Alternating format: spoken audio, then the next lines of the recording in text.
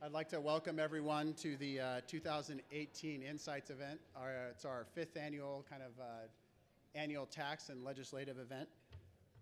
Before we get going, I know we're excited to hear from Brent and Dean and our speakers today, but before we get going, I'd like to give just a little update on what we've been doing at Harris & Co. and stuff that's coming up for us. Over the past 4 years, Harris has been growing quite a bit, along with our communities and our clients, and we've been working a lot behind the scenes on different things.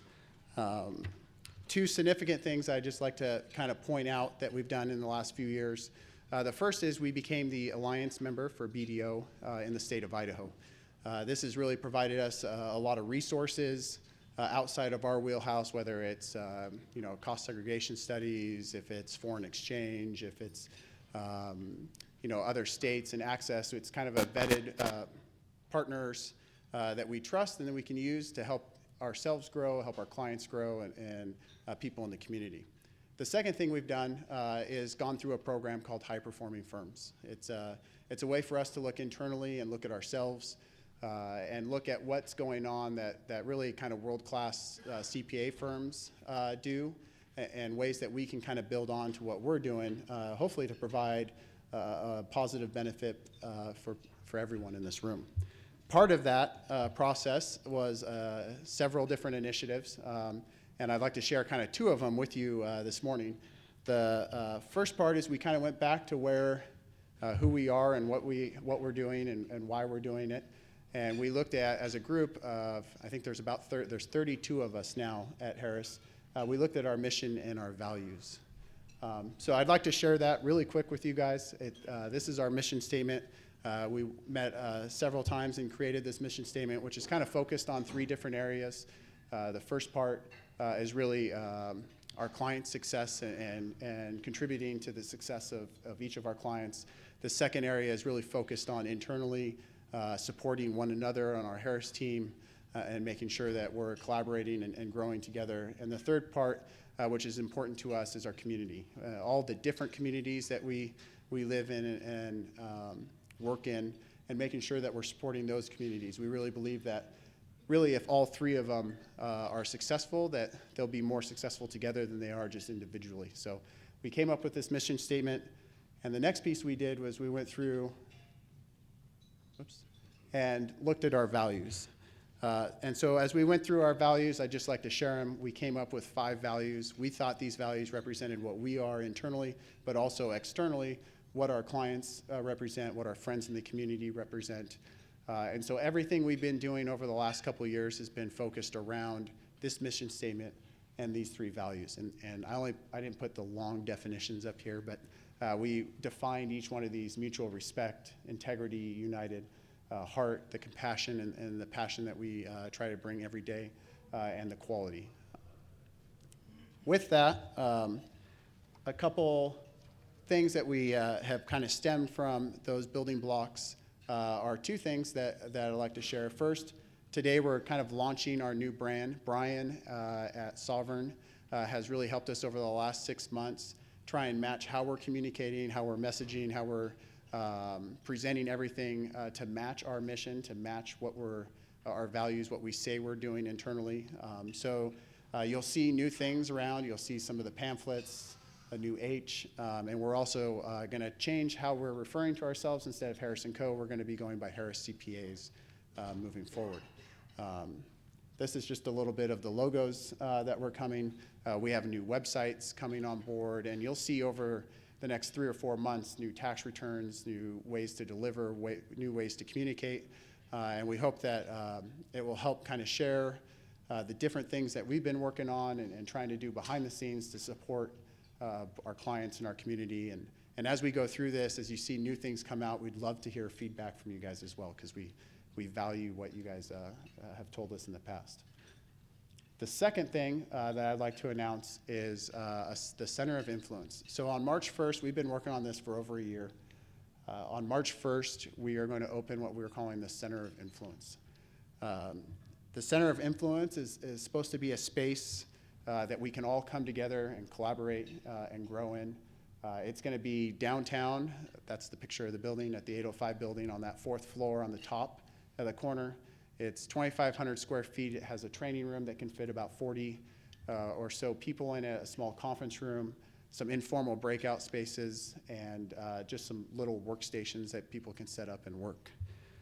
The Center of Influence is specifically, and why we named it the Center of Influence and not like Harris & Co.'s second office or Harris CPA's second office, is it's really not our office. It's a space for all of us to work at. If you're a nonprofit and you're looking for a board meeting or a place to run a fundraiser or something, we hope that you'll be able to use it. If you're have your organization or your company and you need to have a management meeting or some kind of retreat or just a job meeting, we hope that you'll be able to find this space resourceful. Or if you're just downtown and you're in between meetings and you need a space to pop in and work, we hope you'll come by and use it. We're going to use it a lot for trainings and bringing clients and different people together and having meetings there, really just trying to have a positive impact on the broader community and a space downtown. So we're really excited.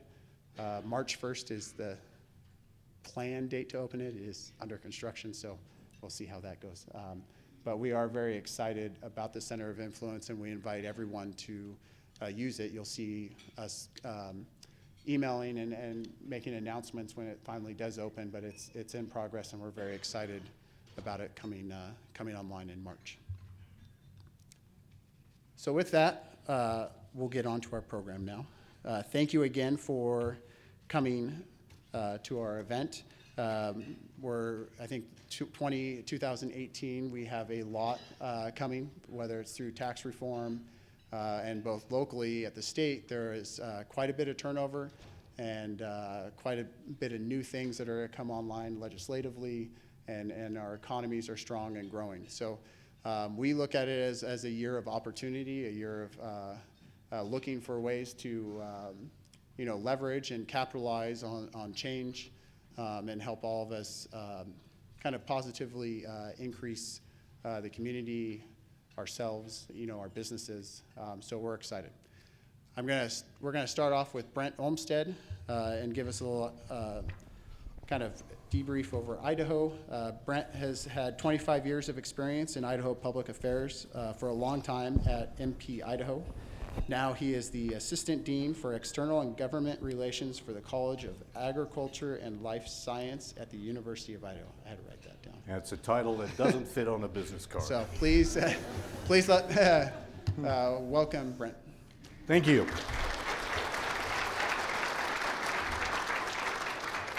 I'm a bit of a pacer when I talk, so I'm not going to use the podium. Thank you for inviting me. It's a pleasure to be here. If I wasn't here, I'd be over at the Senate Ag Committee going over land requirements for small grain certified seed. So thank you. It's not a fun subject. I have around 20 minutes today. I can usually do that just inside of 2 hours. That's why I have 47 slides to go over. Not really, there's not that many. They are boring slides. My wife says I make boring slides, but she knew what she was getting into when she married me.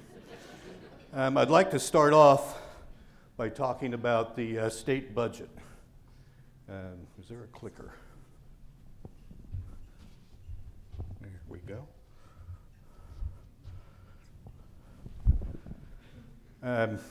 Everything starts with the state budget when you're talking about Idaho. I will talk about the budget and a few of the financial matters that are coming before the legislature this year, and then we'll get into politics from there.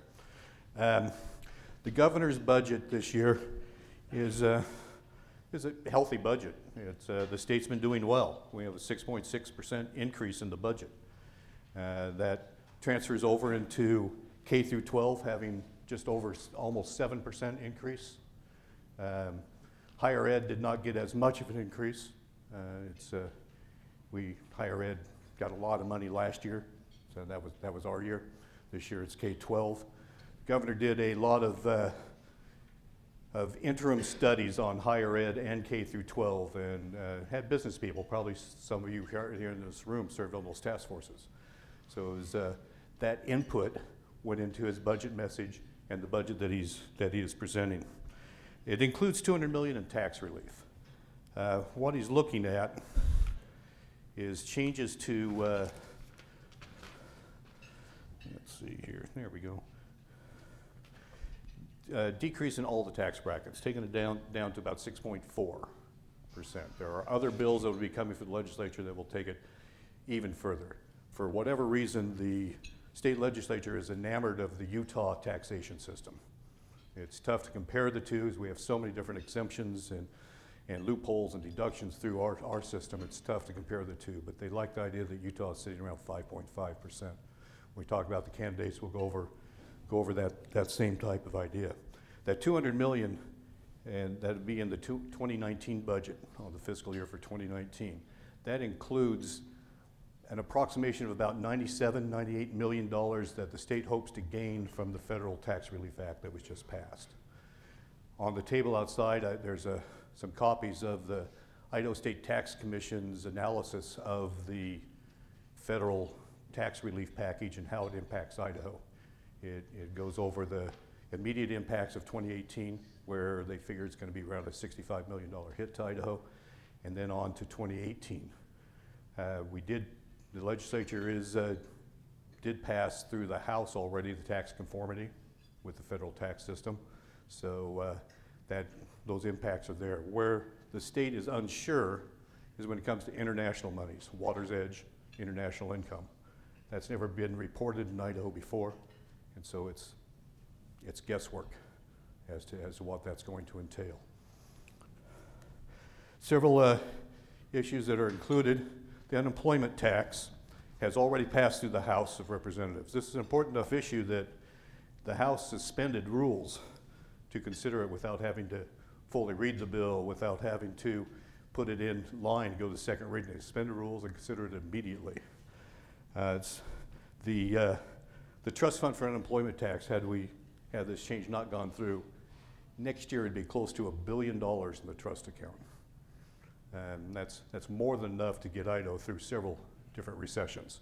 So in changing the divisor, it's going to amount to about $115 million in savings to employers over the next 3 years. It's something that the legislature's looked at for several years. I remember back in the 90s when I was at the Idaho Association of Commerce and Industry, we redid the formula because the trust fund was getting too large then also. So it's about every 15 years or so that we have to do some type of an adjustment. Idaho's very fortunate in that manner, by the way. California's trust fund is over $1 billion in debt. Grocery tax, maybe, there we go. Grocery tax has some history over the past year. Last year, the bill on the unemployment insurance passed through the House of Representatives, and it got to the Senate. Some senators got together and they did what's called a radio cap, where they amended the bill. By amending the bill, they took out everything dealing with unemployment insurance and put in everything dealing with the repeal of the grocery tax, sales tax on groceries. It's a political thing that's not done very often. The problem for you and I is that there's no public hearings on that. You don't have the opportunity to discuss it with the legislators. It just goes through the process. The governor didn't like that process, plus he doesn't agree with elimination of the sales tax on groceries, so he vetoed it. The procedure of his veto, there was some discussion regarding that. The governor vetoed it in what he considered 10 days. Yeah, it's 10 days after the session adjourns, sine dies, to veto a bill. He did what he considered the 10th day. The legislature considered it to be the 12th day. So the difference was transmittal from when the legislature sine died to when the governor received the bill. Went to the Supreme Court. The Supreme Court ruled that, yeah, that system is wrong. It should be from the transmittal date, but they held up the governor's veto. So the bill is back. There's several different concerns in dealing with the details of eliminating the grocery store tax, sales tax on groceries, and that is, what is the definition of food? Do you use the definitions used by the federal government for food stamps? That varies from store to store. Food stamps are treated differently from Fred Meyer to Albertsons to Joe's Corner Market. So that's going to have to be done. And is there actually a savings? The Idaho Freedom Foundation, one of the libertarian political groups in the state, feels that there is a definite benefit for families, that this is an unfair tax. Idaho Association of Commerce and Industry, the leading manufacturers group in the state of Idaho, and business group in the state of Idaho, says there's not a savings. They say that for a family of 4, if you eliminate that grocery store credit, you have to spend at least $7,000 a year on food to make up for what you'd lose off losing that deduction. So it should be a good debate. At least there'll be public hearings on it this year, so we'll find out who's in favor and who is against. Okay, now comes a disclaimer. I'm not an attorney. I sometimes portray one during legislative sessions and have for years. A friend of mine once was the chairman of the Idaho State Bar, and as a joke, anyway, I was hoping it was a joke, she sent me a cease and desist letter on bar stationery for the unauthorized practice of law. I sent back a note saying that I've matted it, I framed it, I put it on the wall, and I have 3 new clients because of it. Thank you. So these opinions and things that I say, as my wife who's here today warned me, I tend to say things that my employer might not agree with. So this is all Brent Olmstead. This has nothing to do with the University of Idaho. The flagship university, I might add. Vandals in the room. We have 5 major candidates running for governor, 3 Republican and 2 Democrat. The Republican race is in a closed primary. Those of you who are not familiar with closed primaries, you have to be registered as a Republican to vote in that primary. That has been, I think this is the 3rd, maybe 4th election cycle where we've had a closed primary. In Idaho, we have about 22% of the people identify with the Democratic Party, about 35% identify with the Republican Party. The balance is independent, and those independents are very proud of being independent. Majority of them are libertarian, but they're still very proud of being independent. So there is a large segment of the population that will register as a Republican on the day before the primary, vote, re-register as an independent on the day after the primary. Whatever works, as long as they vote. There are some problems in a closed primary in that Supreme Court justices, for example, they can't vote in the primary. They have to be nonpartisan, and if it's a closed primary, they have to declare which party they're going to be voting in. So that is a problem. If you're a Supreme Court justice, you don't get to vote in the primary election. Something that I don't think was really considered when this was done. On the Republican candidates, first one I'll talk about is Tommy Alquist. He's 49 years old. He grew up in Utah, played basketball at Rick's College, and then went off and became a doctor, emergency room doctor, had several urgent care facilities that he started and ran for quite a few years. In 2011, he became a developer, had a small company that merged with Gardner Company. They've built a lot of the large buildings in downtown here. And he is a first-time candidate. When he first ran, people in politics were a little surprised because his name ID stretched from Broadway to Cole. And there's more voters than that in the state of Idaho. He is considered an outsider candidate. He's not really been involved politically. He has served on different boards around town, community boards, and he was a candidate at one point for the State Board of Education, but was not chosen. Raul Labrador is a current congressman. He's 50 years old. He served 4 terms in Idaho's 1st Congressional District. He was a former state legislator where he served 2 terms before he ran for Congress. He is, by profession, an immigration attorney, and he's made immigration his main issue while he serves in Congress. He is part of the conservative bench in Congress that has had fights with leadership and fights with the president over the years on different issues. He is the Tea Party candidate. Raul's base will be most of the Tea Party, the Idaho Freedom Foundation groups along those lines. The 3rd candidate on the Republican side is Brad Little. Brad is the current Lieutenant Governor. Lieutenant Governor Little is 63 years old. Well, he'd be mad right now. He's not 63 until next week. He is 62 years old, but I might want to use this slide again. I didn't have to change it. He served his 2 terms as lieutenant governor. He was appointed originally by Governor Otter. He is a former state senator, 4 terms. He's a rancher and a businessman. He's from Emmett, Idaho. He is the only one of the 3 Republican candidates that grew up in Idaho. He's the establishment candidate.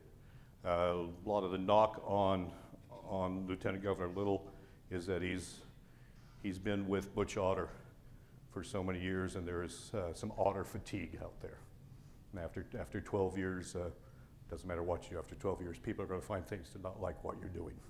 And that is happening with the current governor, and Lieutenant Governor Little will have to suffer through those types of accusations during the course of the campaign. Now, money-wise for the 3 candidates, ambitious thumb. Tommy Alquist and Brad Little are both multimillionaires. They both have, Brad Little might be it's probably one of the largest landholders in the state of Idaho. Tommy Alquist has already put in over $500,000 into his campaign, and has said he can put in several million over the course of a campaign. Where Labrador does not have money, he will rely upon his reputation and third-party entities contributing and campaigning on his behalf. On the Democrat side, we have A.J. Belukoff. You remember A.J.? He ran against Butch Otter 4 years ago and as a Democrat, did quite well, actually. He's a businessman. You know, the Boise Center here, the Idaho Steelheads, for example, are businesses that he's a majority partner in. He is a retired CPA, or should that be recovering CPA? You guys tell me. I have a son who's a CPA. However, he's out of the well. He went to the dark side. He's out at the tax commission. And AJ served on the Boise School District as chairman for quite a few years. Education is a top priority for him. He is, on the Democratic side, he is the establishment candidate there. And it is unusual that we've have a primary on the Democratic side for a statewide office, especially with 2 actually qualified people. Paulette Jordan is a state representative from the Coeur d'Alene area. She is on the Coeur d'Alene Tribal Council. She's been chairman of the affiliated Northwest Tribes Executive Council. A lot of people expected when President Obama was elected to a 2nd term that we were surprised that she wasn't named head of the Indian Affairs Bureau for the federal government. All 5 of these candidates are very intelligent people. They're all successful in their own right. They're all very qualified candidates. Go over tax plans quickly. I was told I've used up half my time already here. Labrador has his 555 plan. I'm not sure what the third 5 is, because all I can find in literature is a 5% top tax rate and a 5% sales tax, and to repeal the sales tax on food. His plan that was analyzed by different groups, independent groups, pulls a cost of the state budget of $900 million. Details are forthcoming. According to all the literature that I found, I could not find details on the tax plan. They'll be announced here soon. Lieutenant Governor Little's tax plan is cutting the rate by 1/10 every year that the state can afford it for 12 years to get it down to 6.15%, and to repeal the sales tax on food. Cost the state of $350 million over 12 years. The Little campaign and Lieutenant Governor Little always talks about Idaho's doing very well. We don't want to upset that apple cart, so let's take things a little bit slower. Tommy Alquist, his plan is to cut the personal tax rate to 5%, remove the sales tax on groceries, and raise the personal property tax floor to $250,000. That personal property tax, that'll likely change this year. It's a tax that nobody in business likes, but local governments rely upon it tremendously. And that also Mr. Alquist has talked about cutting $100 million of frivolous spending from the budget in the first 100 days in office. The 2 chairs of the Budget Committee, the JFAC Committee, took strong exception to the words frivolous spending. It's been a very conservative budget over the years. On the Democratic side, neither candidate's put out a tax plan as yet, and what they've talked about mostly is in education. Paulette talks about rural delivery of education and the use of the internet and online courses and inclusiveness in society. AJ talks about the healthcare issue, the gap population in Idaho, which the governor announced a healthcare plan this past week that is designed to address that, asking the federal government for waivers on Medicare, on Medicaid, so that insurance companies can provide basic plans that don't have all the inclusions that are included in the Affordable Care Act. And AJ is making public lands a strong issue on his side, that it should be maintained by the state or by the federal government, not given over to the state to be sold off. So we have 3 multimillionaires, 3 Native Idahoans, one Native American. Three of the candidates are members of the LDS Church, 3 served in the Idaho Legislature, and 3 grew up on farms. Traditional Idaho candidates.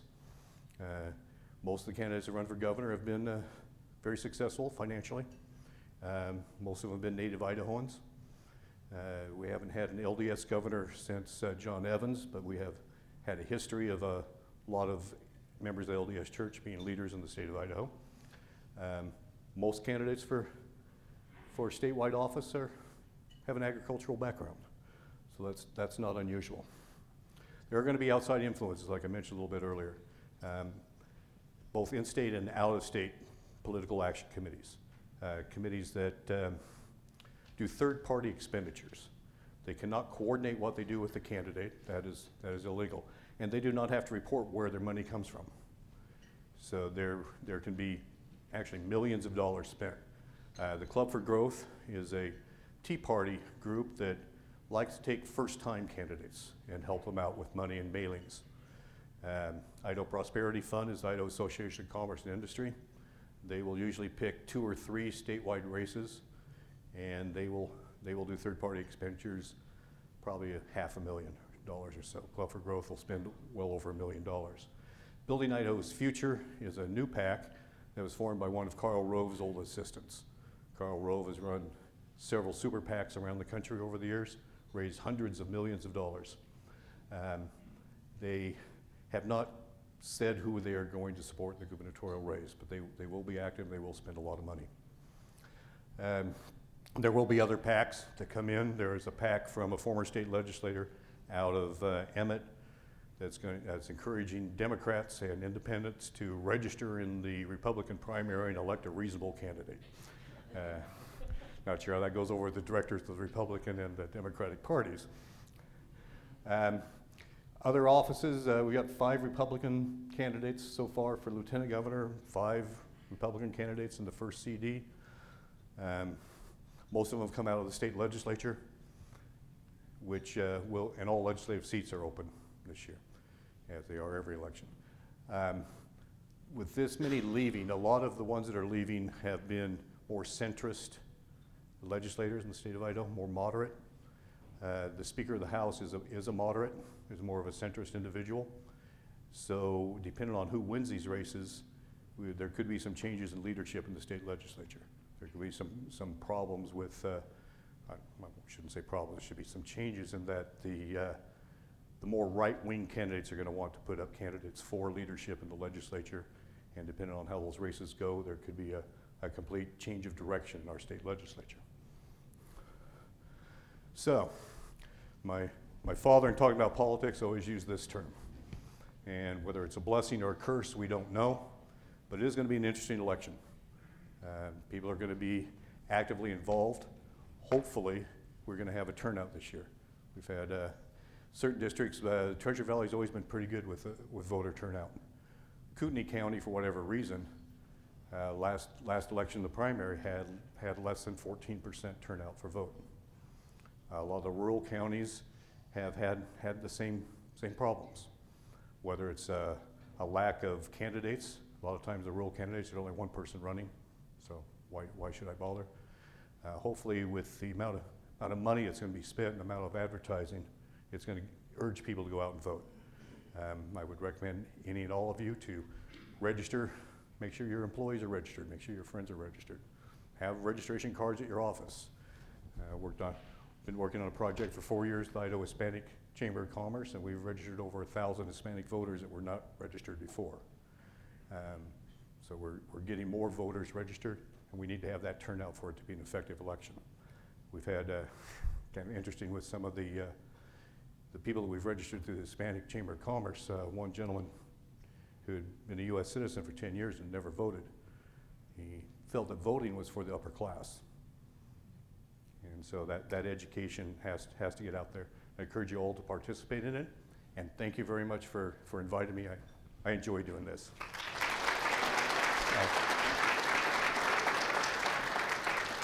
One last thing on the table out there, there are some copies of the analysis of the State Tax Commission, their analysis of the federal tax bill, and some propaganda from the University of Idaho regarding the financial condition of Idaho agriculture from 2017.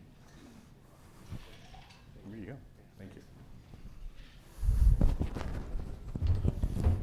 Good morning. Didn't think you could get through this without hearing from me, did you? It is my honor to introduce our second speaker this morning. He has, this is the second time that he has spoken at this event, and it is an interesting time right now when it comes to federal taxation, and I thought that he would be a perfect person to kind of fill us in on what's going on. Mr. Dean Zerbe is a National Managing Director for Alliant Group. Prior to joining Alliant Group, he was the Senior Counsel for U.S. Senate Committee Finance. He worked closely with the Chairman and the current Ranking Member of the Finance Committee, Senator Charles Grassley, on tax legislation. He was there from 2001 to 2003. He worked on the tax reconciliation bill, the jobs bill.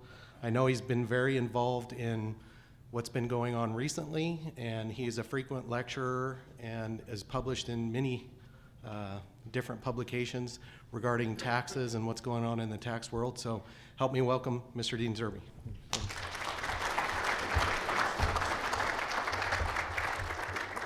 Thanks, Robert, very much, and thank you very much, Harris CPA, for having me here. I really do commend you for doing this. I do give speeches all over the country, and commonly it's just to the CPAs who want to kind of talk and then filter back to their clients what they understand as the tax laws. But I think particularly with this tax bill coming through, that's really a pillar to post change of things.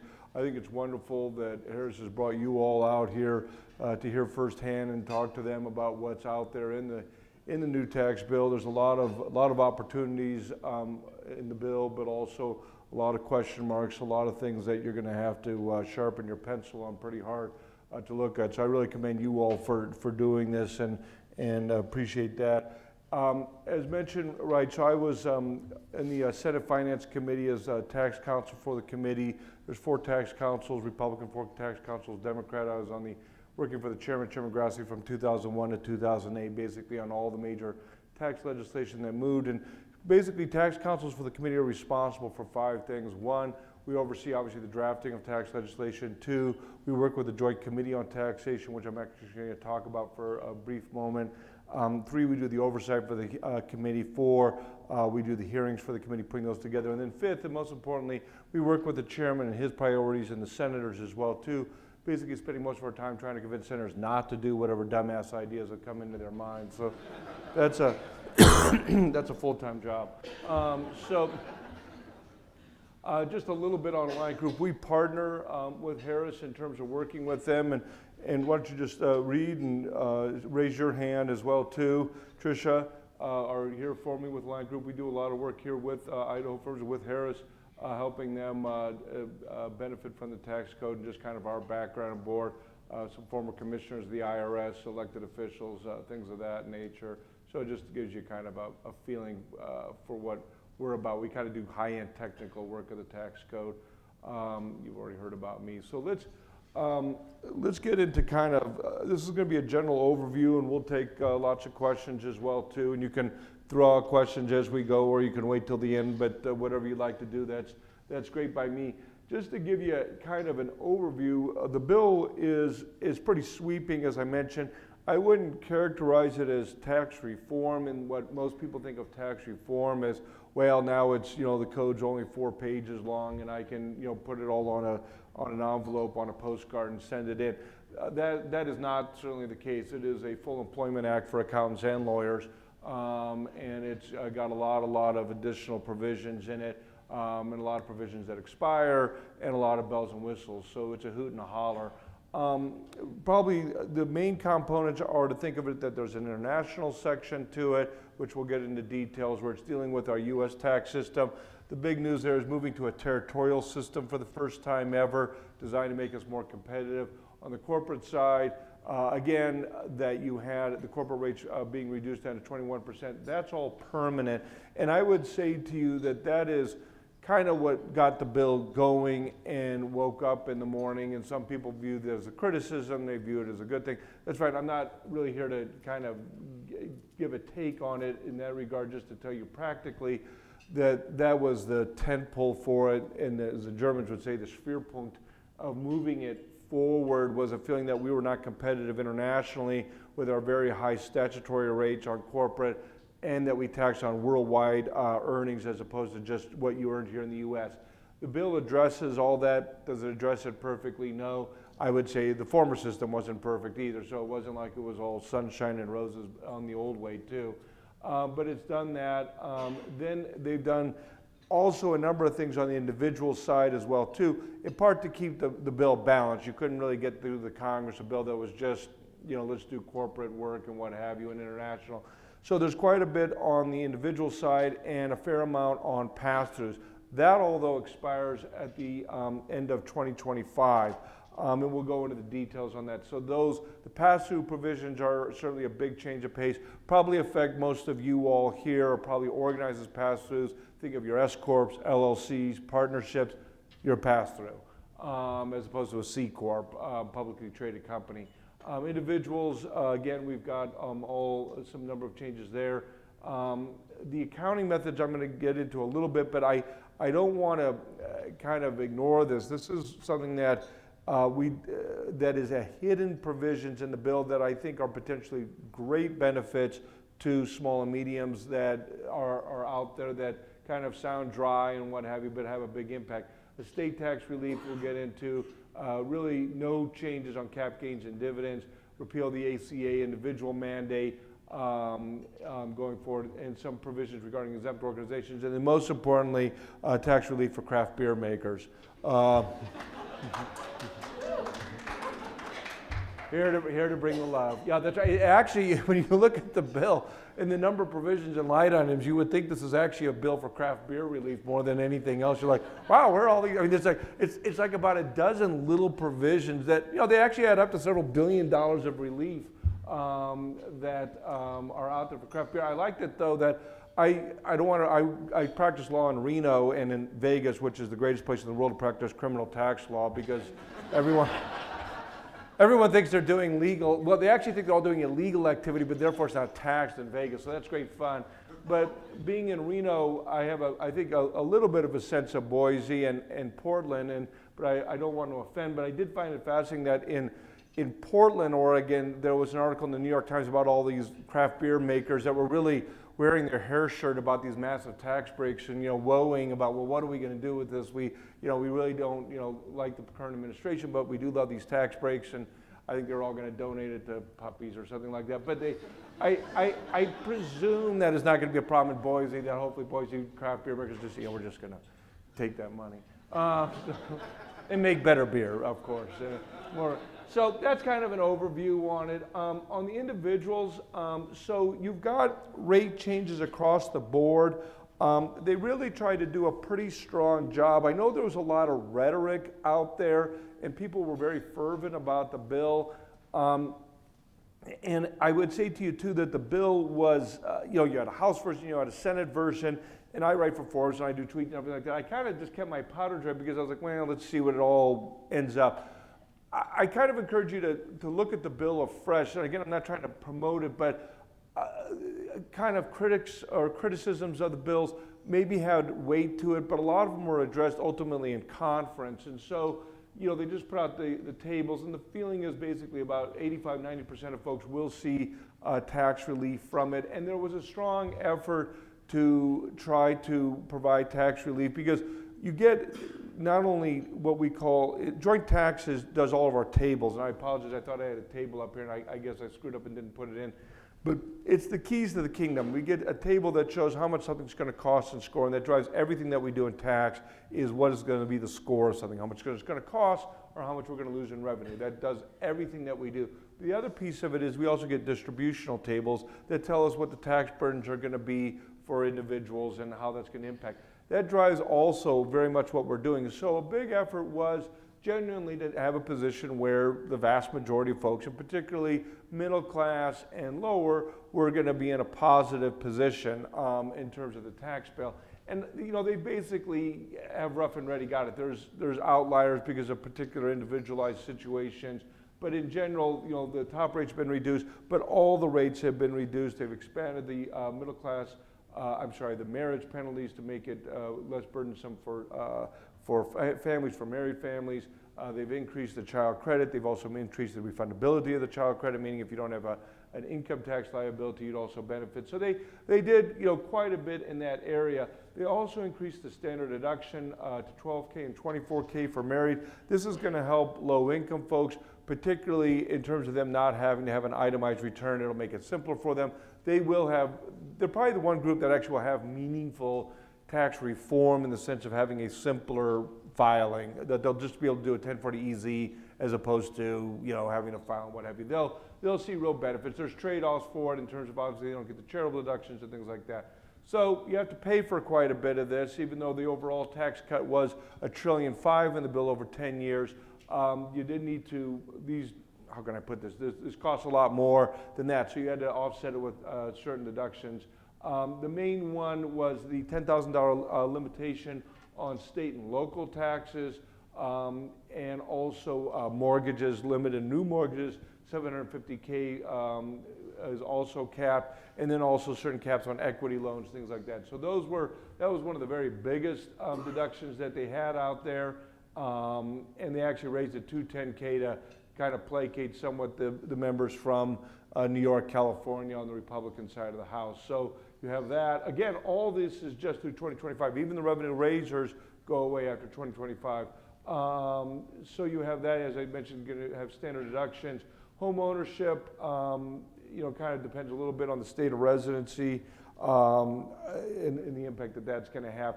There's also significant AMT relief for individuals that's put in there that'll reduce the number of people hit by inflation. One provision that is in there that is kind of a sneaky revenue raiser is the measurement of inflation. That raises $133 billion over 10 years. The proponents of it would say that it was trying to get a kind of more honest or realistic view of inflation, that we had been overestimating for it. I don't think there was much disagreement with that on the other side. They had certainly other things that they wanted to highlight and focus. That is permanent law, but it just gives you a sense of how what is kind of a seemingly benign fix actually has quite a bite in it at the end of the day. Other provisions, no more moving on the government's expense except the Army. They get to 2 years, you're going to continue to have the medical expenses at 7.5%. I expect that'll continue in place. The Republicans really got to be on the Javelin receiving team on that provision. And because of particularly nursing homes and individuals that get a major medical event, that it looked kind of bad. One thing that they did do, which I found kind of odd though, is they did limit the deduction for a catastrophic loss. Imagine your house got burned down. Normally you could take a deduction for that because of the loss. They're now only doing it for national disaster areas. I would say personally, I find it a little bit odd that if my own home gets burned down, I'm screwed, but if my home gets burned down with everybody else's, I'm okay. It seems to me it would include a lot of arson, anyways, we'll see. I have the feeling they're going to probably revisit that. So, and as we mentioned, you already had the individual mandate, but it doesn't start till 2019. This is the individual mandate on the Affordable Care Act. I don't know why they picked that delay date. They would have actually picked up more revenue. And if you're familiar with it all, it's kind of like a burrow with holes in it, all the ways you can kind of avoid it. So I'm a little bit surprised that they didn't move it forward, or the IRS has not just announced, well, we're not going to deal with it, but that's out there. 529, this is your college loan savings. They expanded that you can now draw from that $10,000 a year for K through 12 as well too. This one, I would encourage you, if you're getting divorced, you want to put some giddy up in it. They're going to repeal the deduction for alimony payments. I didn't view it as a very family-friendly provision, actually, since it was like, okay, let's go. But anyway, so they're going to reduce the repeal the deduction for alimony payments and the corresponding inclusion in income. Now you will not get to deduct the alimony payments, and it will be not deductible on income. So it's a revenue raiser, but it's only for, I didn't put in the effective date, but it's basically for effective date for settlements, agreements on support put in place by the end of this year. So like I said, you've got this window now to really kind of rethink where you are in your marriage. Estate tax, they doubled the exempt amount. They didn't get rid of it. I had predicted this a long time ago that they weren't going to get rid of it. There's a general feeling that the estate tax is pretty kind as it is right now. So doubling the exemption, just to remind you, the exemption is now $5.6 million a person. So for a couple coming in around $11 million indexed for inflation. They're doubling that, so effectively for a couple it's up to 20 million, but it then goes back to the old law in 2025. So you've got kind of a window for grandma there that she can, stay with the program. You laugh, but actually the enormous number of deaths came into place. If you remember, the estate tax went away in 2010 for that year. The number of people who died on January 1st in 2010 was extraordinary, and the number of people who died on December 31st of 2010 before it went back to the old law, also quite a spike in that. So a lot of soft pillow sales right in there. So that's where you are on estate tax, where that is. What you've got. So what you've got on the 2025 thinking from the Republican viewpoint is this basically, that they thought that the corporate taxes, A, that the businesses needed more certainty for planning, and B, that they were more vulnerable or exposed in terms of the winds of Congress, and that the individual provisions were more likely to be continued, because there's going to be more than you possibly would want to know this early in the morning. But the vehicle that was used for passing this legislation is what we call a reconciliation vehicle. So reconciliation is a process. So just to remind you, in the House, it's terrific. If you're in the majority every day, you're the windshield, and the minority is the bug. So that's great. It's very easy to move legislation in the House if you have a majority. The Senate, it typically takes 60 votes in the 100-vote Senate to pass legislation. So it is a big, particularly with the Republicans having it now 51, they used to have 52 votes. And so they have 51 votes. For them to move legislation with 60 votes is the devil, just as it would be for the Democrats. It's also in part why the Senate tends to work on a more bipartisan basis, because of that limitation. The one exception for that is reconciliation. Reconciliation allows you to move legislation through with only 50 votes. However, one of the provisions in that requires that you cannot have any provision that is losing money, and it's a title-by-title test, outside of the 10-year window. That's why all these provisions had to expire, so that they could stay within the framework that reconciliation requires. So it's kind of our own odd rules, but that's why they went through that, so they could get the 50-vote rule, but then it kind of has the penalty of then saying, well, you're expiring in 2025, or actually through 2025 you're good, and then you're expiring in 2026.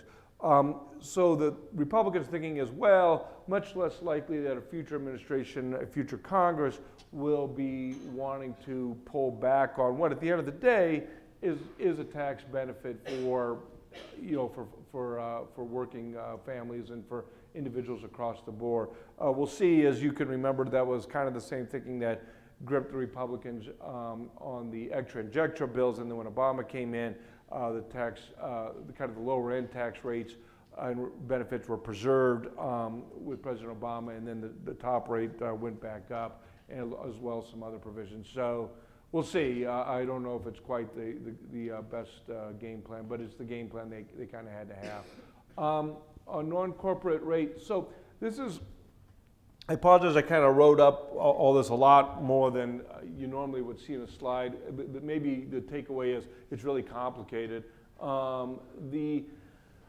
What they did on the pass-throughs is they wanted to try to look at having a reduction in tax of 20% to put the beneficial treatment of pass-throughs as opposed to corporations who get a double taxation. Pass-throughs get a single taxation, but as they were lowering the corporate rate down to 21%, they didn't want to have it be a situation where pass-throughs were kind of left out in the cold. So what they've done is for the owners of a company, they are allowing them to take a 20% deduction from their income that they're earning. And I probably should have given you an example or two to do it. It's 199A of the code. And there's kind of, the way I find it simpler to think about it, and it's all still kind of, the mists are still kind of clearing for folks analyzing it, is if you as a couple, not just from the business, make as a single person 157.5K, you'll see that they're at 315K as a married person. Life's kind of clean and simple in that you would take your income from that, look at a 20% reduction, rough and ready, off of your earnings from the business, and away you go regardless of your business and what have you. If it's more than that you're making as a couple and or from that business, then the devil kind of comes out, and in a number of ways. One test is, are you in the kind of business that Congress likes? And I can tell you the kind of business that Congress doesn't like are, it turns out, lawyers, accountants, who knew, sports stars, performing artists, hedge fund, private equity, banking, finance, kind of all things that at the end of the day don't really kind of make something that you can drop on your foot. And so they, that's sweeping, but that's kind of rough and ready who's out. Who's in are architects, engineers. Obviously, if you're making something, farms, basically, I won't even get into farms because I worked for Senator Grassley from Iowa. I always asked him if it was true a farmer could double his income by getting a second mailbox. But there's some farmers. Anyways, Reed's actually a real farmer. He can get you through all that much better. But the farmers get tremendous treatment out of all this. But broadly, manufacturing, software, computers, a lot of what you all do up here in Idaho would get covered by that. The easy way to think of it is if you were benefiting from the domestic production deduction, Section 199, you're going to be in like this on the higher than 350K. Like I said, everyone below was taken care of. And probably the easy way to think of it is what Congress was trying to do was make certain that not just the manufacturer was taken care of, an owner of, say, a tool and die shop, but also the guy who ran the hardware store. And there's a small businessman, I think of an NFIB member, that they also would see a benefit from this. So that's what they're trying to do with the 150, the 315K and below, was to say, hey, we want to make sure the ice cream guy, the farmer, much more what we kind of traditionally think of as a small business owner, Main Street, USA, they're getting the benefit. Then kind of for the higher, more sophisticated companies that are they want to make certain, we want this benefit to go to folks who make things versus folks who just think of, advise and counsel and consult. All those folks are unwashed. So the other difficulty is on the higher end, they don't just kind of give it away. There's a calculation that is fiendishly complicated that gets into, well, what is your normal wages? So for you all who think this is really brilliant to just say, oh, well, I'm going to just say all of my qualified business income is that I'm not paying wages. Well, you got to pay yourself wages because it's got to be 50% of what your wages are. You're going to get into all these tests of what is reasonable comp, quite frankly. And they're going to be looking at that. That is the test that you want to be, and your accountants will be working with and advising on you. I think you'll see it from your own time of, you think of the folks who thought it was really neat to pay themselves everything through the S Corp and declare no wages, and thought it was also good to run around naked at the Irish with their hair on fire. So you need to kind of keep your feet on the ground, and what have you. So going forward, I would say also you'll hear a lot of discussion of, oh, well, we should all become independent contractors now. Again, not so easy, and it's a good thing rhetorically to say. In practice, it's not like independent contractors get a free ride on their taxes. They have to pick up the employer's side. But again, you've got to meet an independent contractor test. But again, the benefit isn't quite this robust that you're thinking of. But it is a significant benefit out there. Like I said, kind of for lower income, it's a little bit more plainer. For higher income, and yes, there's planning purposes. You could potentially separate out some of your businesses into those that qualify versus those that don't qualify. It's going to be a hoot and a holler. I mean, the benefit is real. It's definite. It costs. This is actually where scoring really matters. When you look at the scoring sheet, they lost hundreds of billions of dollars by this provision. So, I mean, it's a real benefit. It isn't just, what I would say to you is Congress is extremely adept at putting out provisions that sound good, but that are all hoo-ha in terms of actually providing benefit. And a good example of that, and I don't mean this to make as a kind of a partisan point, but if you remember, the Affordable Care Act had a provision called the Small Business Health Deduction. If you were a small business and you provided health, the accounts are all nodding their heads, you would get the deduction. It sounded great on the apple cart speech for politicians to talk about. Well, when you actually looked at it, it began to phase out if you had, I think, more than 10 employees and you had more than $25,000 in wages per employee. So you're like, okay, well, if I have a very successful popsicle stand, I guess this is going to be fantastic for me. But it sounded good. So that's what I mean. Sometimes you get, politicians are very good at, well, okay, this sounded good, but it really didn't deliver. This is a real benefit. It's just, as you can imagine, some of it's anti-abuse, some of it's just trying to make certain, they're getting the folks that they want to benefit. But it's real, and it will provide a benefit. Eliminated the corporate AMT, increased the exemptions, I mentioned that. You retain the 3.8% taxes in there as well as 0.9%. Sure, cap gains and dividends, no real changes in that. What have you? One big thing to pay attention to too, this is again example of a massive revenue raiser that didn't get talked about, is they're now disallowing your exemptions, your losses for $500,000. What you'd often have is businesses, say I had like 5 or 6 businesses, I would take the losses from one business, bring it over to another business, and basically wipe out my income. You're going to be limited to that now to $500,000. Again, you'll want to talk to the good folks at Harris, but this has been a very common tax plan for a lot of sophisticated, successful business owners. Congress went after that in a big way. Other key provisions, 21%, as I mentioned, is the corporate rate. Now it's permanent. Again, the $500,000 limitation. Net operating losses, they went after that in a major way. We're only going to be going forward. Business interest deductibility probably is not going to affect many of you in this room, but it does affect big corporations in a major way on their abilities to deduct interest. They're basically trying to, in a sense, if you're a corporation, you could either raise money through the equity markets or you could borrow money, and they're, as you know, that you get deduction for the interest. They're trying to make it an even playing field, that we weren't, in a sense, encouraging, rewarding you through the tax code to borrow versus to have equity. So that went after that, a major expense. 179D, your expensing on that has gone up to $500,000 with a phase out now, $2.5 million. So nicer for a lot of the smaller businesses here. Bonus depreciation stays in place going forward. Accounting changes. This is what I just wanted to mention, is that your accounting changes on cash. You can now do cash accounting up to $25 million, and you can also do inventory changes as well too. I don't know if you want to say anything briefly on it, but I would just say you're going to want to sit down with your accountant, with Harris, and walk through, does this provision make sense? Is this something I can take advantage of? This was $30 billion in tax benefit directed to basically everyone in this room. It was a significant change, very positive change for business owners, but doesn't, accounting methods tends to be like watching paint dry, so it's not something you get written about very much. 162M, there's actually quite a bit in the bill. I wrote about it for Forbes that didn't get a lot of discussion, that really banged on kind of the corporate CEOs and the fancy pants.